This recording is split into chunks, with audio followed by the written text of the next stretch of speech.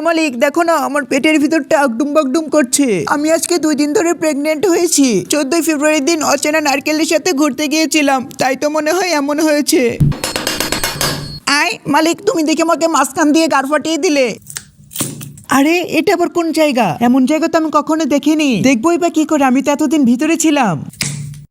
এই মালিকের মতলবটা আমার ভালো মনে হচ্ছে না। মালিক তুমি কি আমাকে দিয়ে উল্টাপাল্টা কিছু করার চিন্তা ভাবনা করছো?